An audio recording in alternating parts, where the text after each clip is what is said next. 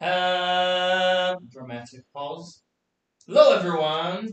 I'm here with Aneta Marková today. You guys are gonna love her. You cannot see, but remember Victor, the guy who broke into the Pantera concert? He's here too. We'll have an amazing conversation about Czech Republic, United States, being an au pair, and other stuff that I will not spoil. We're about to start right after our podcast intro.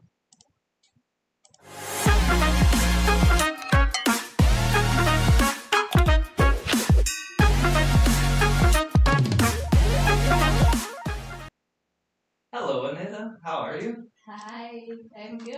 What about you? Do you want me to call you Annie or Aneta? I prefer Annie. Okay, Annie. It's easy for me to choose. Yeah. Before we start, please introduce yourself. Okay, so my name is Annie. I'm from the Czech Republic.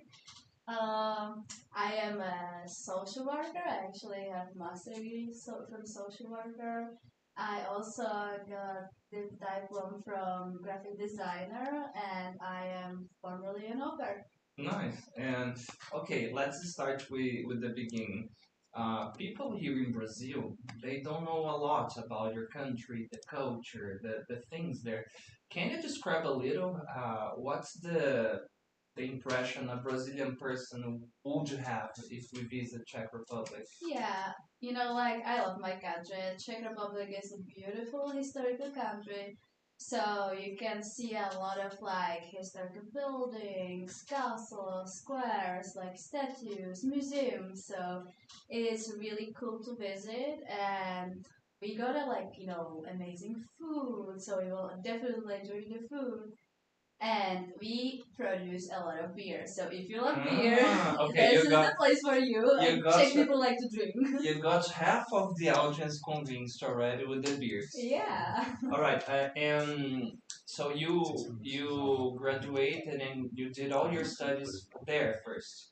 Yes, I finished my college in Prague, and after I got my master degree, I decided I want to live in another country. So I moved to United States as an au pair. I spent 2 years there, and now I am in Brazil.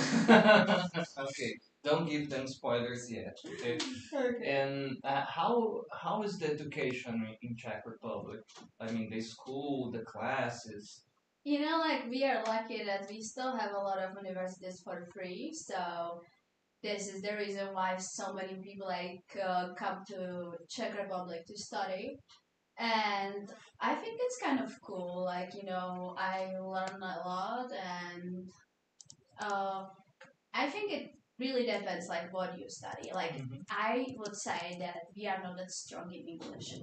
This was the one of the reasons why I decided to go live in another country because our English learning system is not good. I can relate with that. In Brazil, it seems like we only learn verb to be in the school. Yeah, I agree.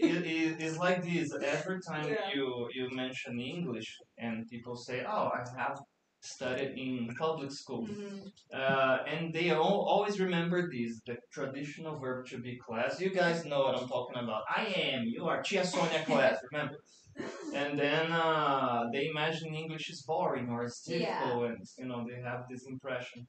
So if, for example, let's say if I go to Czech Republic and the language is called Czech too. Yes. Okay, and I don't speak Czech, can I like go by and go to places only communicating in English, or I'm gonna have a hard time? Okay, nowadays it's a lot better, especially in Prague, a lot of young people speak English, but back in past, if you ask a person on the street in English, like for help or something, they will probably ignore you and pretend that you are not there.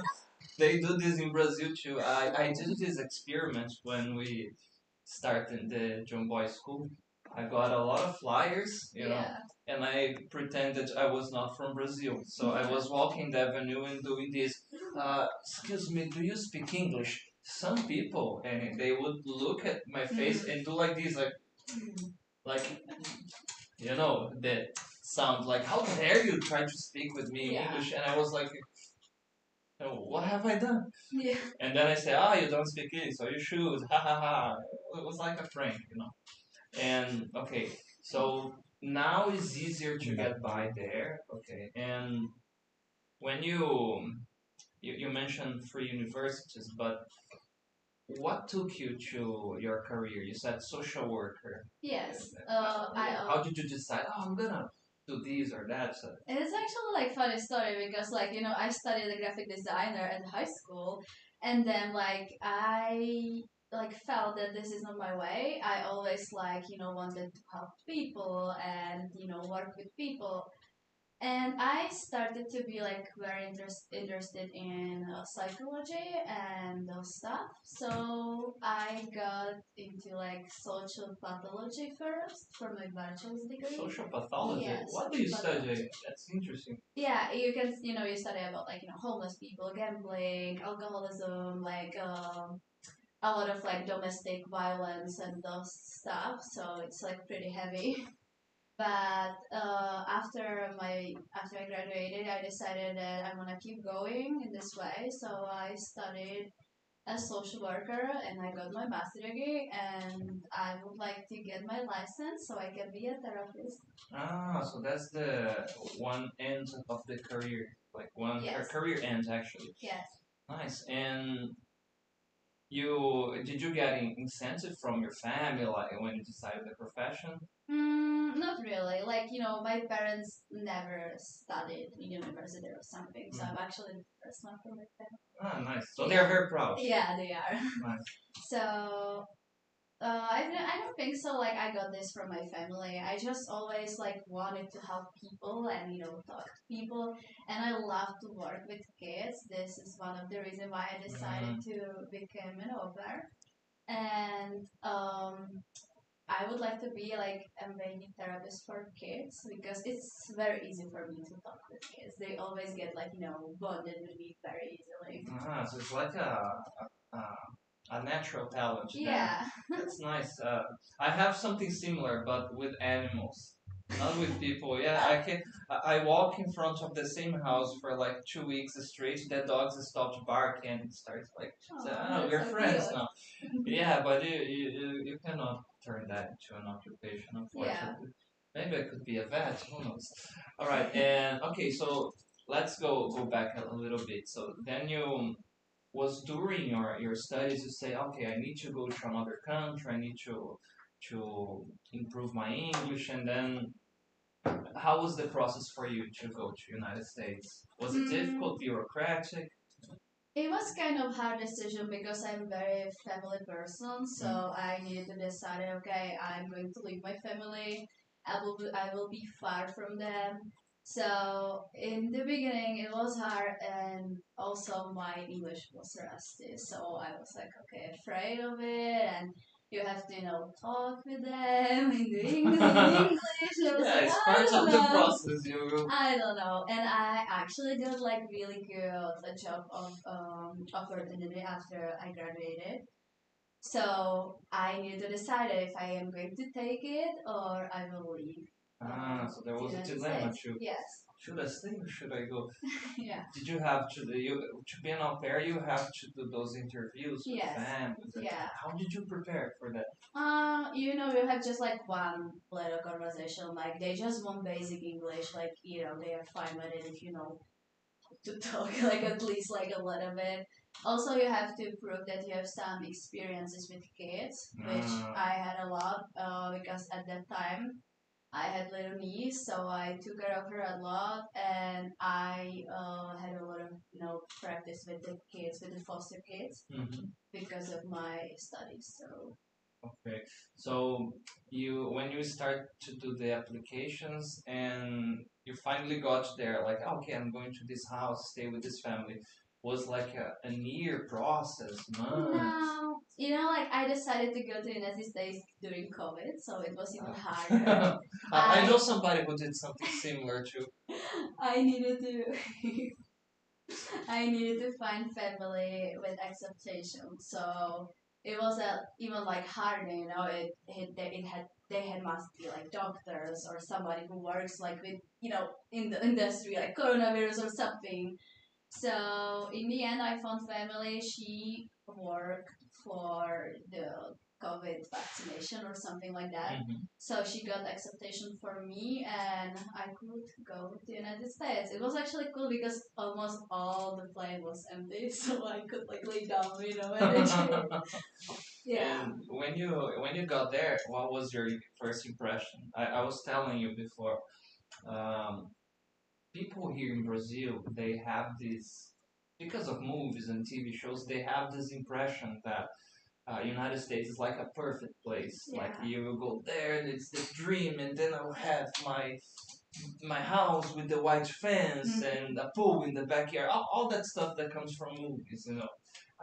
When you arrived there, what was your impression comparing the reality that you knew and the one you found there? It was actually like kind of cool because we passed through the like Golden Gate Bridge, so I could like see it like for the first time, little in person. So I was like impressed, but I had I had like jet lag, so I was like very tired, and I also got sick like a little bit. So I felt like even embarrassed that I'm sick because you are you are going to live with strange family and you are sick and you have to work, So it was kind of hard for me, but I think I like my host family in the beginning was kind of cool. Like the kids were fine, but then like things like get a little bit bad. So I decided after 3 months that I'm going to leave this family, and I found another family in Colorado. So it was a little bit tough in the beginning. Like I was alone, and I didn't get like good family, or like we didn't get along very well. So I also like my English was like rusty, so it was kind of like I really needed to pay attention on every conversation, or what I want to say, because it's different. Like, and I got so exhausted at the end of the day. Like, Oh, imagine. yeah, And it's a huge responsibility because you are dealing with kids. yeah, And then I imagine parents, I don't know if they are like overprotective or they're just yeah. like, oh, you just do this, you know. Mm-hmm. And you imagine, oh my god, if I say something and they misunderstand, like, Yeah. you are crazy, what are you doing with my kids? You know? Yeah. It's also like you have this fear like inside of you because you take care of like strange kids. Like you have to keep them alive. Like. Yeah, that's part of the job, I Yeah, imagine. yeah, kind of. Like, oh, you are acting too much. You are over. You are hyperactive here. Take a dose of this scotch and you'll be fine. Yeah. And I got like 3 kids, like Three. Yeah. Damn. And what was the age of the kids? Around toddlers, like Yeah. 4 or 5. Yeah, 2 years old, 5 and 6. Damn, they're I like. know. Okay. Uh, 3 months. So the first 3 months you stayed Yes. in Colorado. No, 3 months in San Francisco, like Okay. close to San Francisco, California. Okay. And then I found family in Colorado. I had only one host kid, but like this family was kind of tough too because they only wanted to have that professional relationship, employer. And this is not what exactly I wanted. I always like wanted to be part of the family and feel like welcome, and this family didn't want to. Okay, like this is your stuff. Yeah, exactly. We each here, you each there. Like understand. And I'm thinking here. So if somebody wants to become an au pair, okay, uh, is this like the norm? Sometimes you find a nice family welcoming. Sometimes you find this. What advice can you give, Annie, to someone that is preparing to do this? To like have an easier experience there. Yeah, I think you should definitely, write a list. What do you expect from the family? What do you want? Okay. And also, like, write questions. Like, what do you want? Like, ask a lot of questions. But in the end, like, it shows us after, because, like, a lot of family just play and also like au pair, it's not only like that host family are bad, but sometimes like au pairs are not that good too. So Okay. it really depends. So it's like a job interview in a way. Yeah. Sometimes you get the first impression, everything looks perfect, but you only know after some time, after living together. After the honeymoon, Yeah. It's like that. Okay, let me take a look at the chat here. Okay, shout out to you guys. Hi Jackson, hi Ramon, hi Kaveh. Hey Kaveh, nice to have you here, man. Shout out to everybody in Butantan. Hello Simone. Okay, hi Felipe. Shout out to you too, Marcel. Okay, let me see here. Okay. Okay, there is one here from Felipe. He's asking you and talk about the culture from your country. Okay, culture is something very interesting. Let's start with the way that you have been to many countries, right? Let's cover those first. Okay, the one you were born, obviously, Czech Republic, United States, Brazil, and where else have you been with your family? Oh, I visited Canada. Okay. Also, and with my parents, we used to travel a lot, Croatia, Greece, Paris. Nice. And what are the basic cultural differences that you notice, starting with your country and comparing to Brazilians? I would say that I would say that people here are a lot warmer than in my country. Czech people tend to be a little bit more preserved. They don't like strangers that much, to be honest. So if I am in a public bus stop, there is a Czech person there, and I just stay next to the person and say, "Hey, what's up?" The person will like, "Shashma." Yeah, something like that. How do I say "don't talk to me" in Czech? Nemluv na mě. No? Okay, wait. Say that again, please. Nemluv. Nemluv? Na mě. Na mě. Nemluv na mě. Nemluv na mě. Nemluv na mě. Yeah.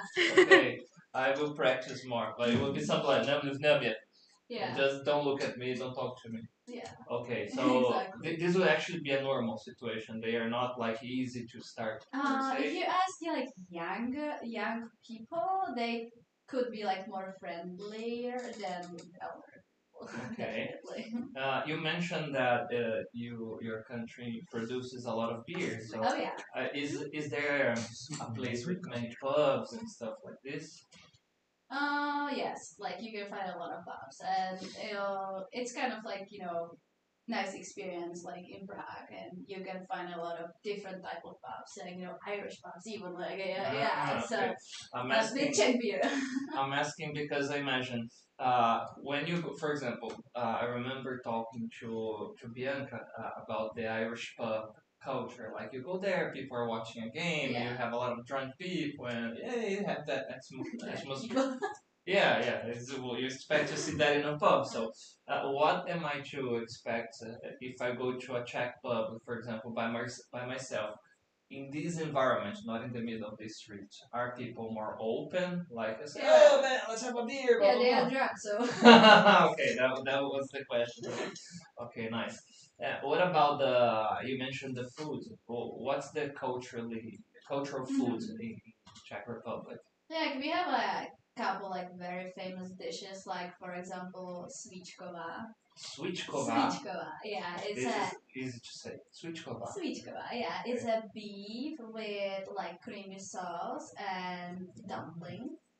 And a lot of people love that. I'm not a fan of it, but a lot of people love that. I just sabotaged myself. I wanted to see the image, but I don't know how to spell it. And then I gave up. Live, instantly. Okay. And also, in Prague, is very famous. It's a sweet pantry with cinnamon, and it's called trdelník. Okay, say that again, please. Trdelník. There's a lot of consonants there. Don't talk to me. No, yeah, but okay. completely unrelated to what we were talking about. When you get angry, Mm-hmm. do you curse in Czech? Yes. That's amazing. Okay, you know, especially like when I was around kids in United States, I got so mad. I was like, like they do something. they do, yeah, and they don't understand me, so I could say like bad words, This must be amazing. Like the kids do some break something like, and they like what? What are you doing? Nothing. Yeah. I'm just saying some, you know, some random things. Yeah. Okay, nice. All right. What about the weather? Because the impression I have is very cold. And how is the weather? Oh, it's not cold. We got 4 seasons, so we have like really really nice summer, like which is like from June to until August. So this is the best time for visiting Czech. Like from June to August. Yes. Okay. If you wanna see castles and those like historical stuff, so this is the best month. But if you like to ski, if you like skiing, you can go during the winter, which is like we got some like we have like nice mountains. So Nice. Is it too harsh during winter there? It depends where you are. Like, if you are like around the mountains, like it can be, we can get a lot of snow. But where I live, it's kind of like, melted.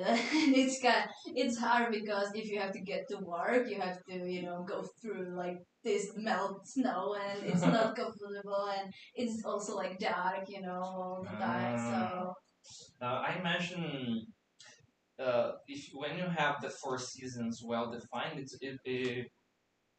it probably influences a lot the mood of the people too because of the sunlight and like people are I don't know more motivated and happier in summer. During winter, everybody's throwing and like I don't want to leave my house. This was like one of the reasons why I wanted to live somewhere where you have like summer all year.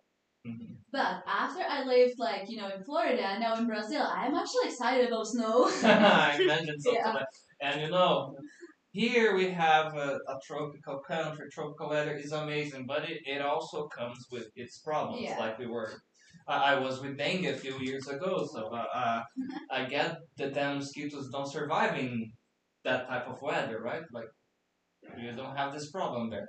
Okay. All right. Let's go back to your story in United States then. So what were the differences you noticed from Czech people and Americans, or were they very distant? Because to adapt without speaking the language, it's already difficult. If the culture is very distant too, it's tough. So how was the adaptation for you?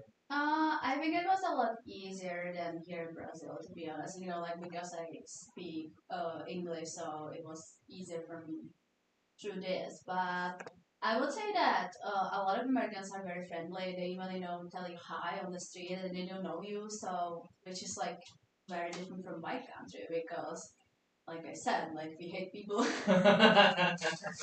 and but one of the biggest differences is definitely how they raise their kids because it's a lot different than in my country. We are like more directed with kids, like more strict, and in United States they have something called gentle parenting. Really? So the kids are spoiled, basically. Yeah. Oh man, I have to hold my horses not to become Clint Eastwood. Oh, this damn generation! Get off my lawn! Oh my god! Okay, but so for example, if a Czech kid misbehave, the parents will say like, "Oh, go to your room. Don't do this. It's wrong." Or yeah, it depends on the family. Like some families try to talk to kid, like explain to kid, like you cannot like hurt their feelings. But I got like she's a therapist, okay? So she's allowed to say this type of stuff. Yeah. Okay. But they usually give them like time off, like they need to sit on the stairs or something like that. I got like kind of like family that they really try to like raise their kids. So I was lucky that they were kind of like strict with the kids. So it wasn't that different.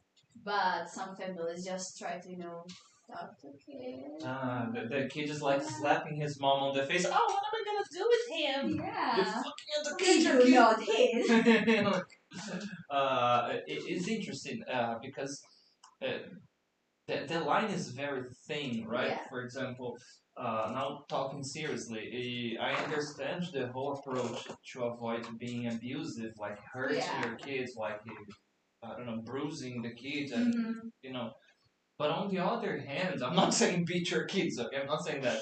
But on the other hand, if you don't draw a line where you have limits, the kid will grow up spoiled, you know? Yeah, exactly. Like you can see that you have a lot of, shooting at the schools, like in the United States. Why is it? Like why is this problem there? Because, if you give the kid to like a lot of freedom, like, the kids think that they can do everything, and so you have to set limits, you have to set some, barriers, and you have to find the nature like respect. So yeah. And this is a consequence of, there is this psychologist, Jonathan Haidt. He has an amazing work with Gen Z, kids that are born in around 97 and 98. When they are teens, their cortex is not fully developed, and you have all the hormones kicking in.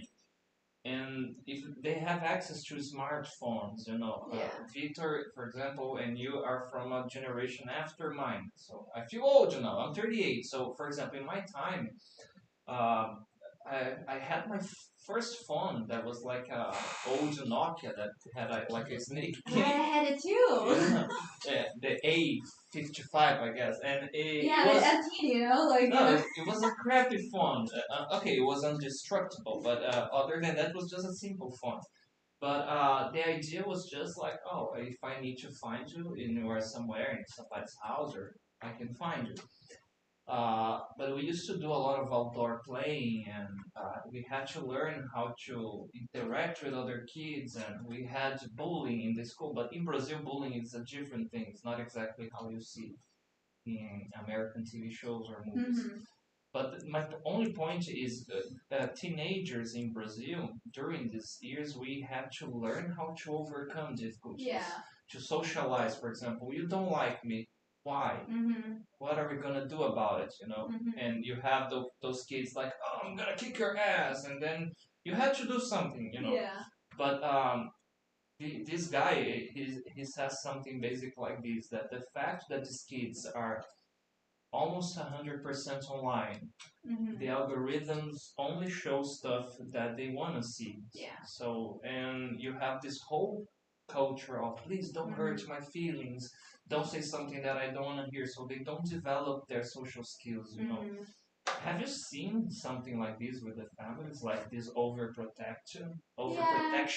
Yeah, but I think this is going to be like everywhere soon, like even if I can see it in my country too, like the parents overprotect their kids, and like, nowadays, like you cannot like do anything to kid, like you cannot in the United States, you cannot even like raise your voice, or something, because like, and if you do something to kid, the kid actually can like, I'm gonna call social services. Yeah. So it's kind of like hard, and like you said, like social media mess up with kids a lot. Like, I could like find a couple of cases in my country that actually like kid, tried to kill him themselves because of it. So okay, they were consuming so much content that was distorting their reality.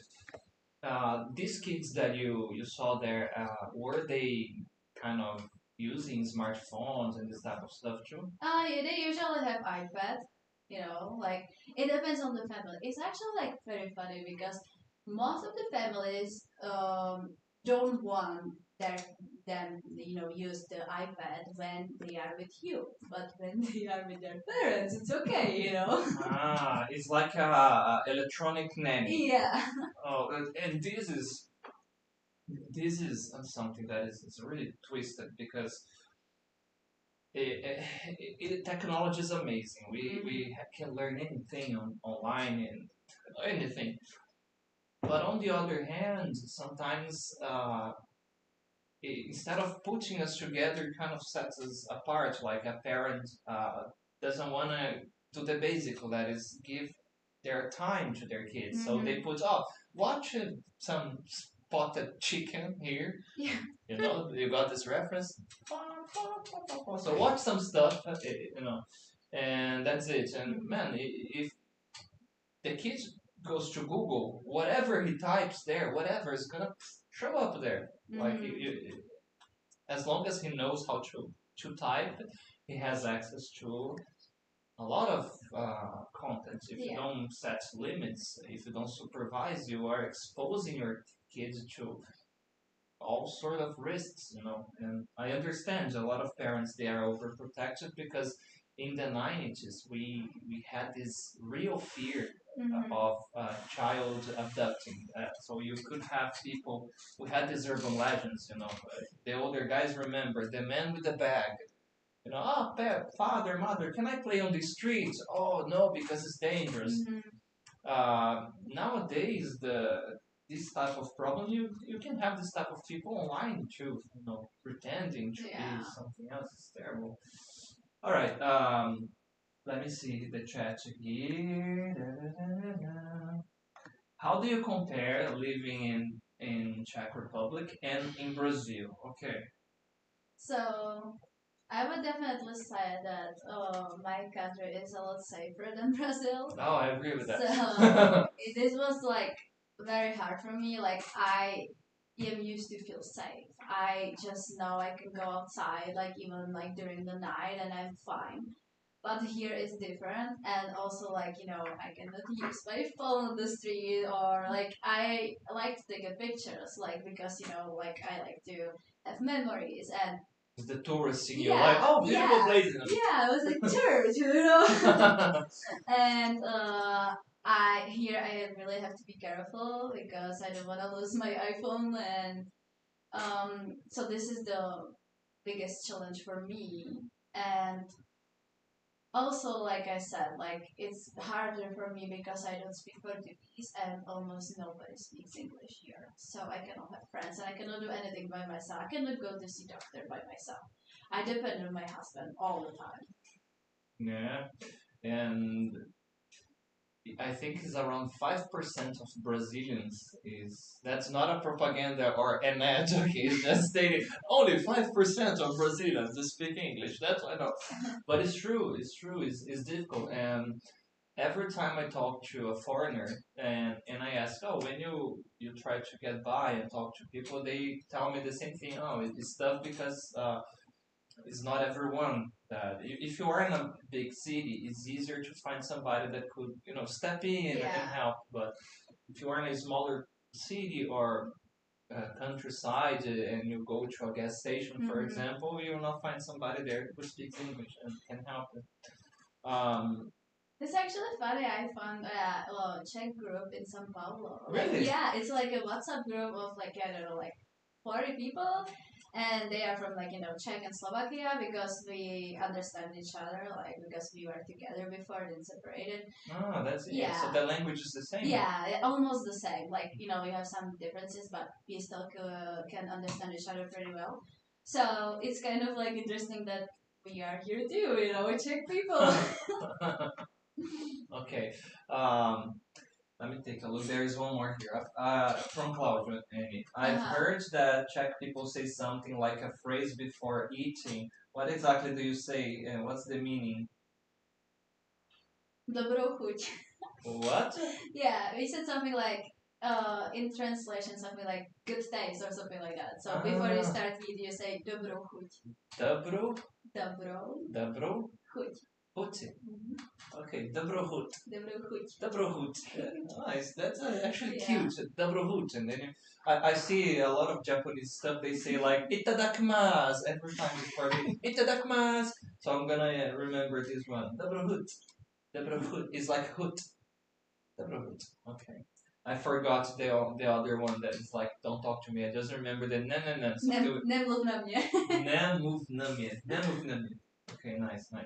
All right. Now, okay. You were there, living in United States as an au pair. Yeah. And what did you find there that changed you and brought you to Brazil? Well, I didn't find American husband, a rich American husband. So I was joking about it. So I actually, you should get see his face right now. It is a funny story. Like, oh, you're gonna go there, you're gonna find a rich American husband. She married like a poor Brazilian guy. Hey. Poor Brazilian opera. But that I can actually now talking to you, I can see you guys have a lot in common. Yeah. So, what happened? How did you meet Victor there? Okay, so when I moved to Colorado, I wanted to arrange a play date for my host kid. So I found a WhatsApp group on Facebook. So I posted and he responded and we had a play date and and then we had play date without kids. Oh man, that was a very nice strategy. Oh, yeah. And I actually didn't like him that much in the beginning,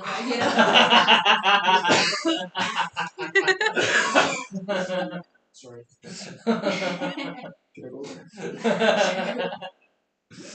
Yeah. So you had like, oh, I don't know what to do here. Yeah. I don't know the city. I am here to rescue you. Yeah. Okay, you can bring the He's my Superman. Okay, what was your impression when you started dating Victor? Like, Brazilians are we very different from Europeans?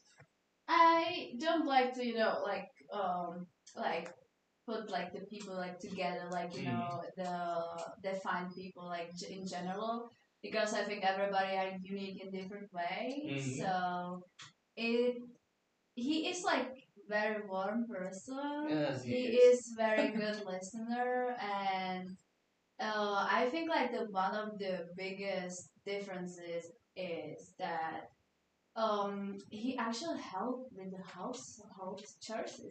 This is not typical for Czech band. They usually don't help. They usually let it on the woman. So the girl gets overwhelmed there. Yeah, so it's really nice that he cooks better than me. So he helps me a lot, and he's always like, he's my best friend. He's always here for me and support me, and yeah. So I am actually really lucky girl. That's beautiful. Yeah. And I say, oh, I should have said something about her in my episode. Yeah, I was pretty mad. Don't worry. Next episode we can talk more about Only about me. Okay. But this is actually something very interesting because it's like this. Regarding on about where you are, if you are open to meet new people, you eventually can like make friends and you can meet the love of your life. Yeah. And because you were there to work, like, I imagine your head was like, oh my god, I don't know anyone here, it's stuff, and I have to adapt to the family. Yeah, and I also wanted to find a rich American husband. Okay, and uh, after you guys met one another, how did you guys end up being here in Brazil? After like my over years, we were thinking if we should stay in the United States or like what next. And Victor really wanted to go to Brazil because he hasn't seen his family for 3 years. So we decided that we will go to live in Brazil and let's see what we are going to do next. Nice, yeah. No spoilers too. Yeah. Okay. Do you? I'm trying to put this in a. You were surprised because you were actually the first student that I helped to enter in the school to apply. And her story is very interesting because I remember Victor talking to me, Mike, you were his girlfriend at the time, not his wife, and said, "Oh, I would like Annie to start studying there." So, but wait, you already live in United States and you want to do an English course. It was very mind blowing for me. And you were very open, and this was interesting because you said, I never properly study grammar, so I want to improve my grammar. How was the experience for you studying English? Yeah, I actually I studied like grammar only at the elementary school and then a little bit high school. But then I stopped and I felt that I can communicate, but my grammar is not good at all. So my husband's idea, he brought this let's study at times. He had amazing experience and I was very open for it. I'm really glad I did it because I really like your school and I like your system. I like that you can choose between different classes, music class or everything what you are interested in, which is really cool. And also I didn't feel that embarrassed because you are not Native Americans. I don't know why. I felt a lot more comfortable with you guys as Brazilians who speaks English. You know what's interesting? We have this fear, for example, Brazilians, they have this fear when they are learning to speak English to talk to natives. Oh, I have to talk to this person from Canada, this person from United States. But for example, if I say to a Brazilian student, oh, I have this friend, she's from Czech Republic, talk to her. Yeah. At first, because you are not Brazilian, they will feel a little afraid. When they discover, no, English is my second language too, then the fear is there. It's gone, because I had this experience when I met this Chinese guy, and I didn't speak Chinese, he didn't speak Portuguese, we used to communicate like that. And it was mind blowing for me. I was 19 years old and I said, wow, I'm talking to this guy from China because I know a little bit of English and he also does, and we're, what were your favorite classes there? I guess I know the answer, but I will ask anyway. I really like your class. We had philosophy class, which is very interesting for me. So I really like that. But I also like music class, or movie classes. So I don't think I have favorite one, but I like them all. I think it's it's always some very interesting about because we get into a lot of different subjects. We read about a lot of different singers. So I think it's all cool. No, that's good. Is her certificate here? We have something to give it to you. If Marcel is watching this, please bring it to us. We're gonna give you your certificate here today. Yeah. It's gonna be here in a few minutes. Okay. Let me take a look. We have more questions here. Any? All right. Okay. Kaveh is asking if you know about do you have any influence about Russian language in Czech language too? We can understand a couple words, but Thanks, Marcel. it's for you. yeah. This is for you. Thank You can hang on the wall. Oh yeah, I will. So you can get a couple words, but they have azbuka, so it's different than Azbuka? Yeah, azbuka is their alphabet. Ah, okay. For us, it looks like hieroglyphic. Yeah. Very different. But on the other hand, if you learn azbuka, you can actually speak and everything. Really? Yeah, they said that. For example, if you meet some Russian person, it's like Portuguese people talking to, I don't know, people who speak Spanish. No. It's very different. It's different. I would say we can understand Polish language. Okay. Couple words, and sometimes Ukrainian people, but azbuka and Russian language is different. I actually know говоришь по-русски. Говоришь по-русски? Говоришь по-русски. What is говоришь по-русски? Do you speak Russian? Говоришь по-русски. I can only speak like I'm rapping. Говоришь по-русски with a vodka. Oh, you are actually good. Vodka. Yeah, because I have to say Okay, I almost made a bad joke. But it's because Russian sometimes it sounds for me like people are talking backward. But Yeah. it sounds like that. But okay. What are the plans for the future, Amy? I don't know if I can ask about the news. You guys said it's fine, but yeah, like we are expecting a child, so congratulations. so we will probably raise that kid, or sell it. We don't know yet. We didn't decide yet.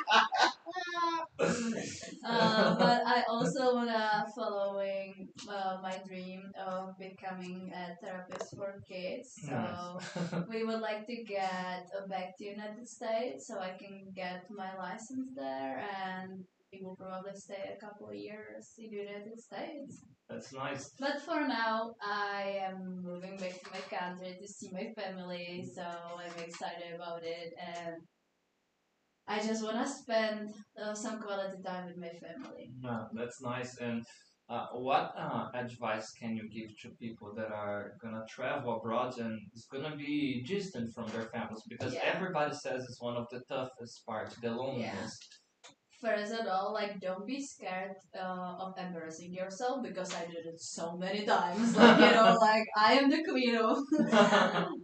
But just don't be shy to speak English. Like, everybody makes mistakes. It's completely normal. Yeah. Of course, if say like it, just take risks. Like, don't be afraid to take risks, and just believe me, in time you will stop miss your family. Like, it's just in the beginning, and in time you get used. This is a very good title for a cut. Believe me, in time you're gonna stop missing your family. Yeah.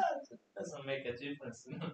And are you excited to show your country to Victor, or have you guys been there already? No, no, no. It's going to be his first time, and I'm really excited about it. And also, like, introduce him to my family, like, Big time. Yeah, he always saw my parents, like, but he didn't see my grandparents and my brother and niece and all of the, like, rest of the family. So I'm excited about it, and I also want to show him, the beauty of my country.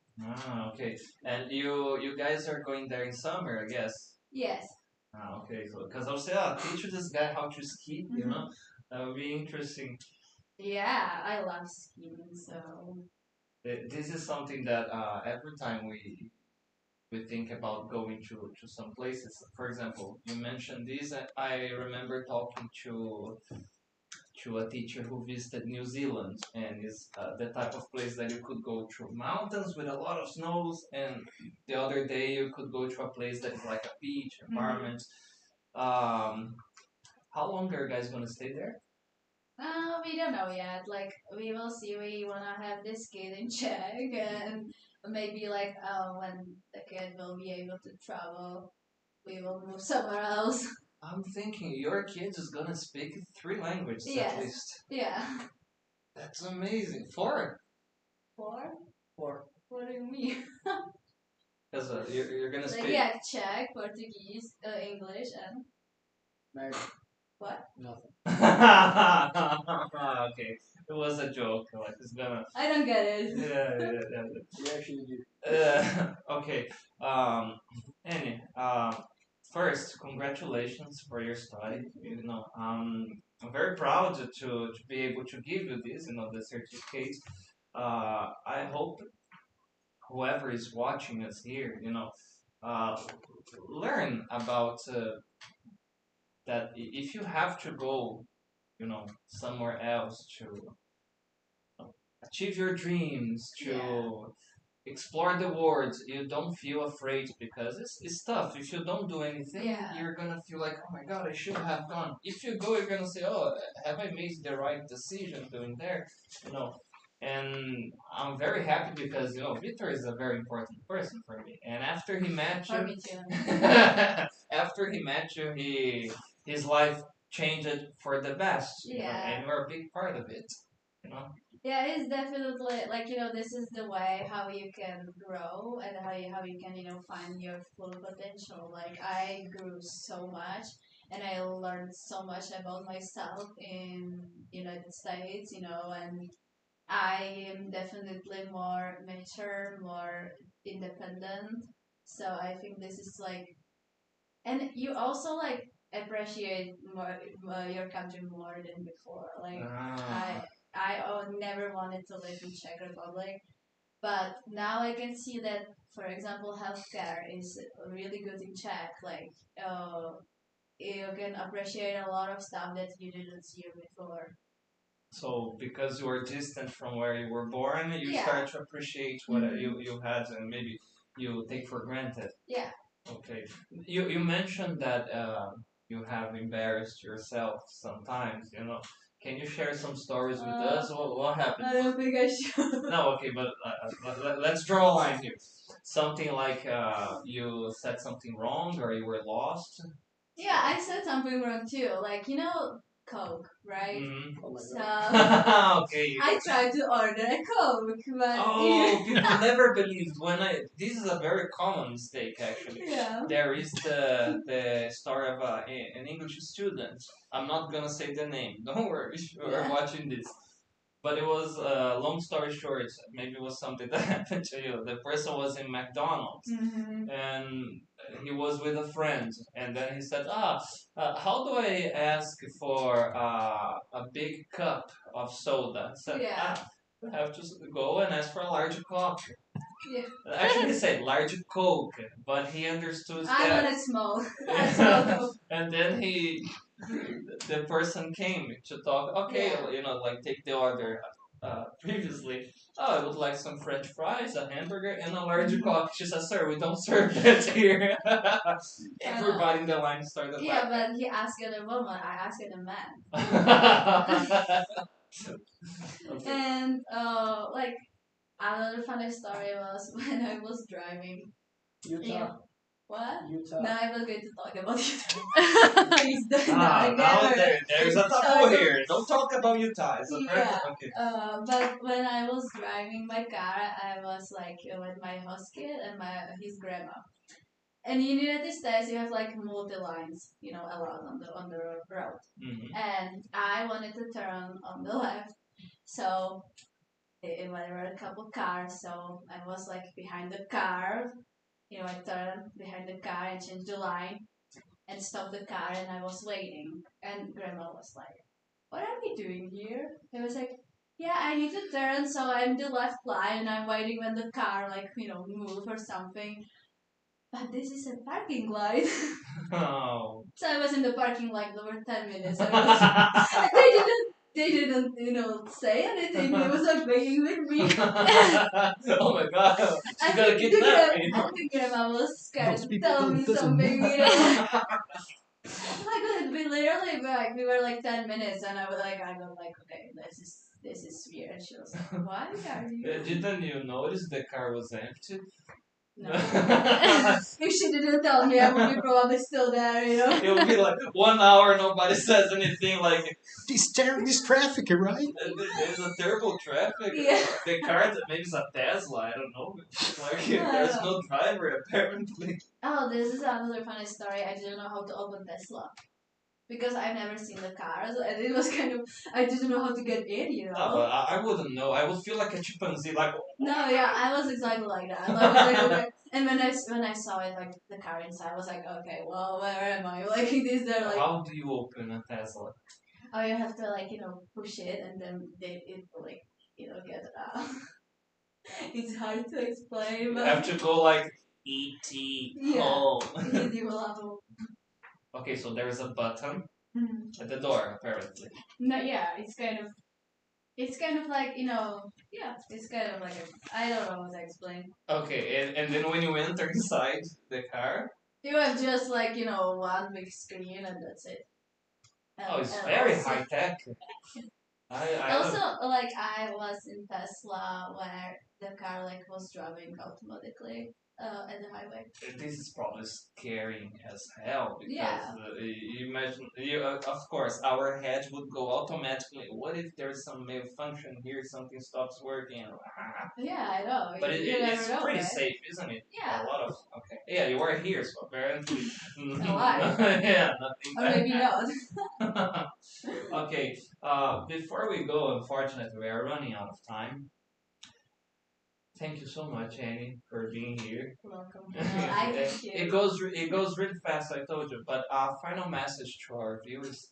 I already told you. Thank you guys for listening, and I hope I could maybe inspire someone. And also, I'm sorry because I was like very nervous. So You were. Oh, you should have done the awkward pause. yeah. So I hope you could understand me. Yeah, you mentioned, oh, I'm gonna talk to friend. No, it was perfect. Okay. Yeah. Okay. Thank you so much. And guys, thanks one more time for all the messages here.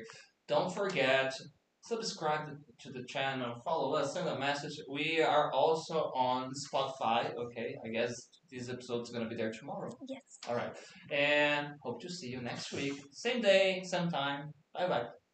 Bye, guys.